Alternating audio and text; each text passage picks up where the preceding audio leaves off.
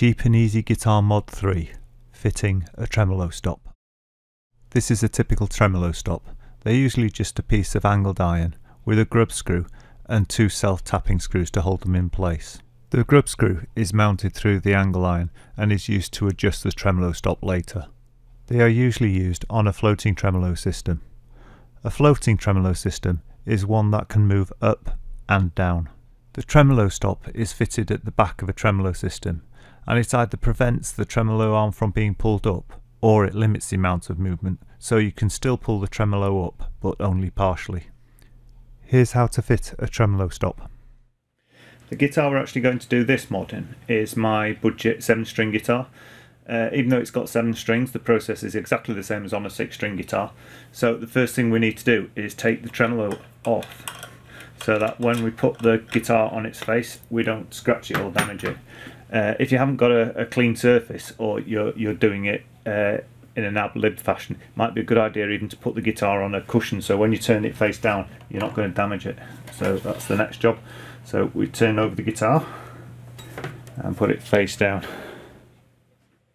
Once you've got the guitar face down, we need to remove this access panel here so that we can see what we're doing and do the job. So let's get rid of this. It's 6 screws, so you need a Phillips screwdriver usually.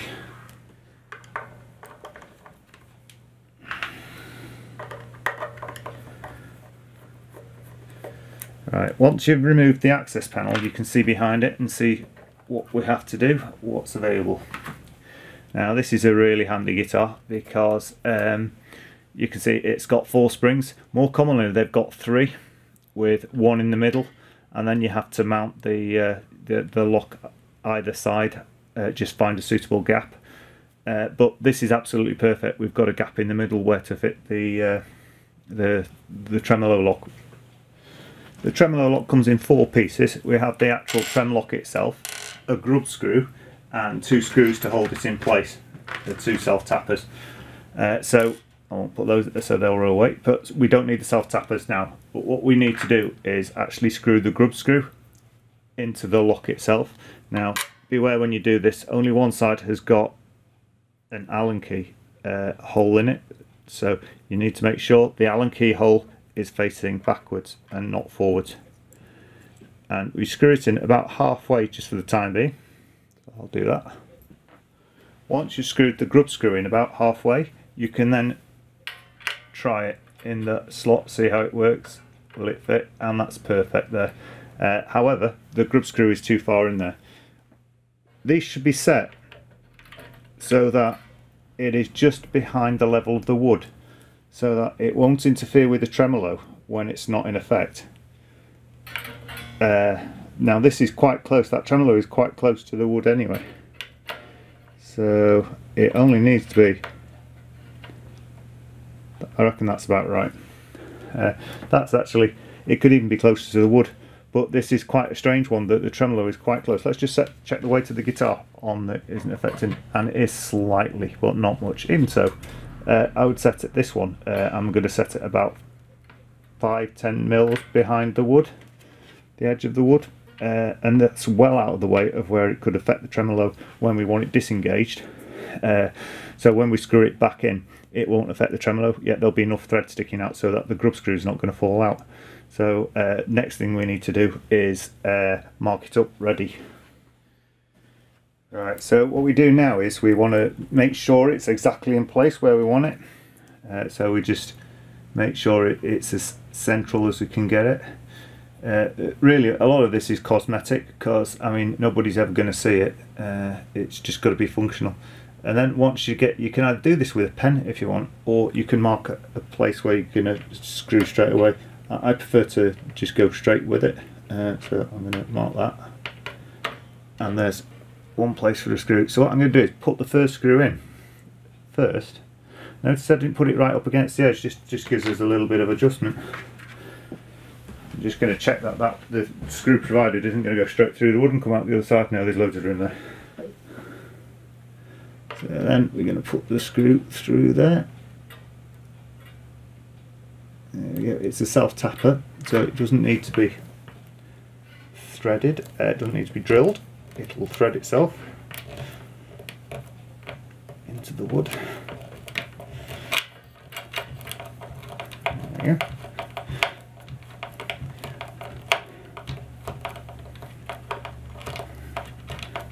I might actually need to take the Allen key out before I put the Allen bolt in, before I can do the second one, the grub screw. I think I will. Yep, there we go. Let's just get that out. I think rather than struggling and doing half turns at a time and trying to get this Allen out, I'm actually going to remove the screw again. So this is an interesting mistake that you guys shouldn't make.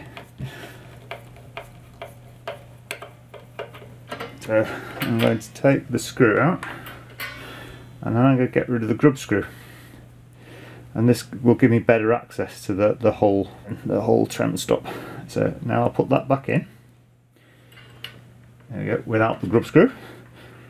It's a bit fiddly because what I'm actually going to end up doing is, so I don't end up having again to mess around with the grub screw for hours, is I'm going to have to screw this in and then take it out again, put the screw back in and then screw it back in again, so it's going to be back and forward like a nobody's business. Right, okay, so now we need to have that. I decided about 10mm behind the wood, didn't I? So if I do that, just that, just half tighten it so that you can adjust it without, it's way too far and it's tightened up too far. Now get it straight.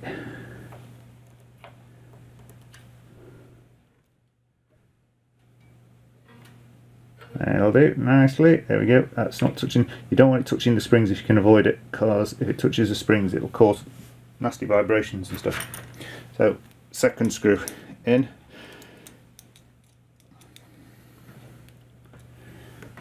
So what I'll do is mark it again, so I know, so it doesn't slide about. If the screw slides about, you can do loads of scratchy damage. But if I'm really honest, in the back here, doesn't really make any difference if you do a bit of damage, because nobody's ever going to see it. But if you love your guitar and you're proud of it, you don't want to do that anyway, do you?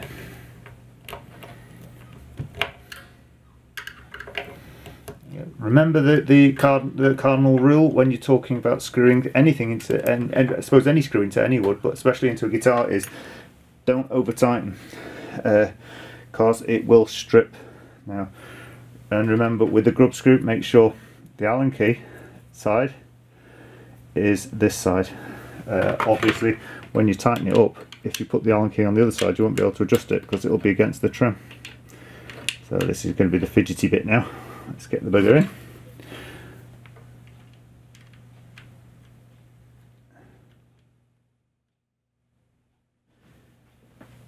Now there's two reasons you might want one of these. One would be to stop the tremolo going back too far, and one would be to stop the tremolo going back at all. So I'm going to adjust this one to stop the tremolo going back at all. If you want to adjust it to just stop the tremolo going back too far, that's a different way of adjusting it. So that is ready for adjustment, so we need to adjust it now.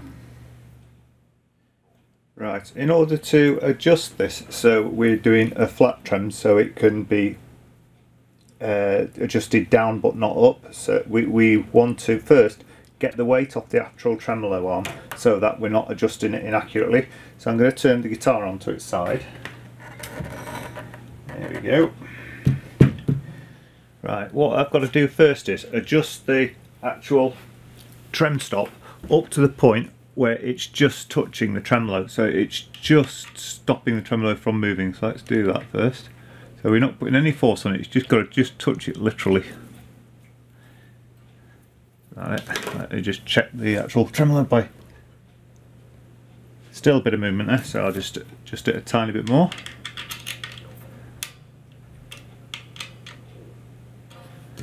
There you go, try that.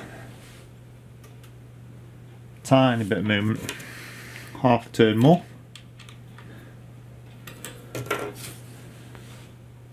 Now that is just about stopping it, just about. Now, in order to do it properly and to prevent any vibration, what you actually have to do now is play the guitar and then allow it to go just a tiny bit flat.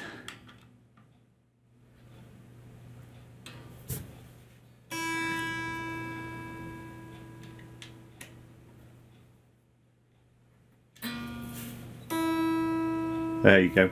Now by doing that, we know that the trem is putting some pressure onto here. If it's just touching, it can cause vibrations problems, it'll cause buzz, and it won't sound very good.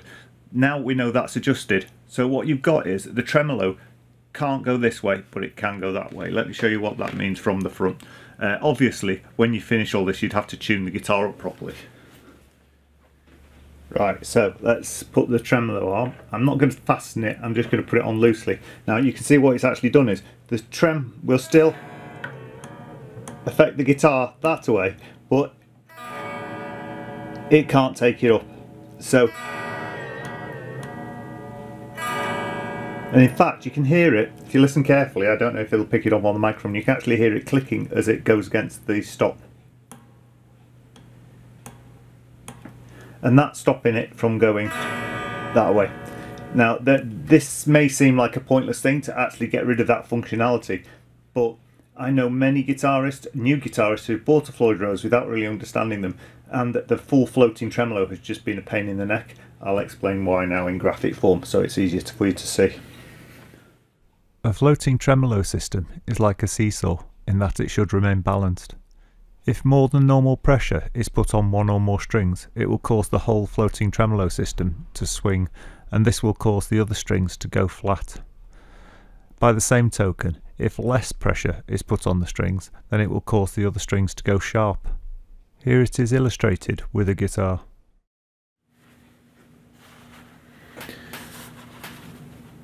Right, here we have a Floyd Rose system, which is a good floating system. Now, so you can see the trem bar more clearly, I'm just going to put something white behind the guitar. There we go. Right, okay. Now what I want to demonstrate here is, watch what happens when I bend just the bottom E string here. Watch what's happening. Can you see that? Now what's actually happening is the Floyd Rose, the whole tremolo system, is being pulled downward. In effect, I'm doing this. Now anyone who's used a tremolo system, a floating tremolo system, or any tremolo system will be aware that's actually taking the guitar out of tune. Now this is an issue with a floating tremolo, and this is why a tremolo stop can be so useful. If you have this issue and it is a pain to you, what you can do is put your stop in, then tighten up the springs slightly so that the tremolo is locked against the stop. Then when you do this, the tremolo bar won't move. Now why would you want to lose the functionality of going up? Well, this can be a real nuisance. If a guitar goes, if the guitar string, one or two guitar strings go out of tune, they affect the rest of the strings. And then when you retune those strings, that also affects the rest of the strings. So it can be a real pain in the neck tuning one of these guitars. Now if you're a new guitarist, this can be more trouble than it's worth. So then if you put a tremolo stop in it and balance this against the tremolo stop, you're not ruining your guitar. So, but you're stopping that functionality. Later, when you want to use that full functionality, you can just readjust the tremolo stop so that it allows it to happen again. It's just a good way of saving you having to buy a new guitar if you've bought one being misadvised, and I've seen this several times with students. So a tremolo stop can make you think a bad guitar, it can make it very good if you don't like that functionality. Also, you find because the grub screw, you can turn it on and turn it off in effect. So you might find you get into detuning your guitar or something like this, in which case the stop is really useful for that. But this is why it's useful. You can see that there. Oh, and by the way, this I used this guitar on purpose. This isn't a cheap one. This is a high quality Ibanez, one of the prestige range. So this is a really high quality trem system, and it just shows you this isn't something that happens just on cheap guitars.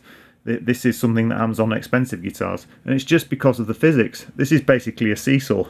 So if you affect the weight on one side or the other, the tremolo will obviously adjust itself accordingly, and this causes the strings to go in and out of tune, and it can be a real nuisance if you're not used to it.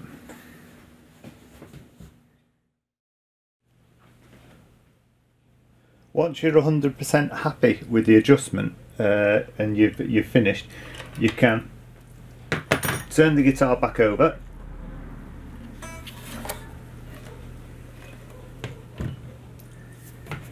and screw it all back into place, and that will be it then, done. So I'll put the cover on now.